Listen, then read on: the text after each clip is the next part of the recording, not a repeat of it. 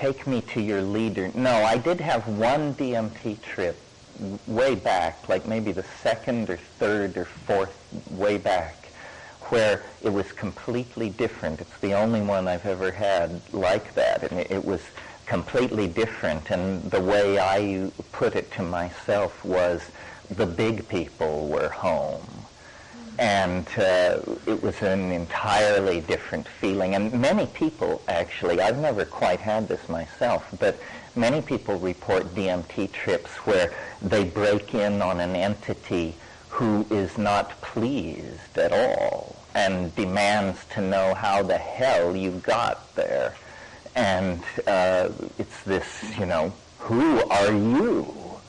And then various sorts of dialogues go on, and one person described being then just hurled through all of time, like exploded back from this thing and going through all the recapitulation of ontogeny, and it's weird stuff. DMT trips, mine are always as I described, but some people report and these may be synergies with antidepressants or something like that, but apparently very stable and strange worlds. Worlds with alien peoples and animals and cities and, very science fiction-y stuff. That's why this Bell's theorem, I don't think we use that word, but this non-locality that we talked about may have something to do with the phenomenon of the imagination. Like, it's occurred to me over the years that what we call imagination might simply be hyperdimensional perception, and you're actually seeing worlds and places that truly exist somewhere scattered through the galaxies like grains of sand, but no place you will ever contact or visit in the flesh, but that the data is somehow present. There seems to be some kind of tuning thing that needs to go on. Possibly with technology. I had a really weird experience years ago. I took LSD one evening with a bunch of people, and it was fairly casual and social, and smoked a bunch of weed, and this went on for a couple of hours, and it didn't really ever seem to come on, and it just seemed to be very light.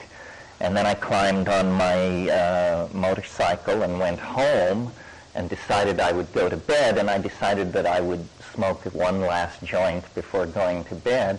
And I had one of those stand-up electrical resistance heaters that you get in at the Salvation Army, if you're a poor student.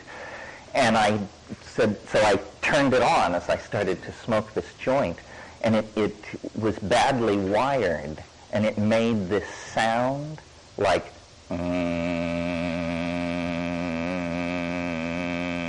and as I began to listen to this sound, I went to lizard land.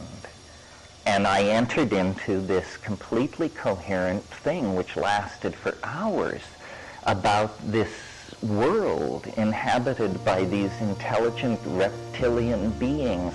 And we went through their art, their history, their theories of jewelry making, their philosophy, their polity, their science, their religion, their fashion, and it was like endless stuff about this very specific reptilian world. Well, then later I tried again. I took LSD with my arm around my heater and had by then been preaching it in the streets that this was and I could never really find my way back, which is a typical phenomenon of higher dimensional phase space. Ralph taught me, doing the reverse of what you did doesn't steer you back to where you started. You have to find your way forward through the matrix.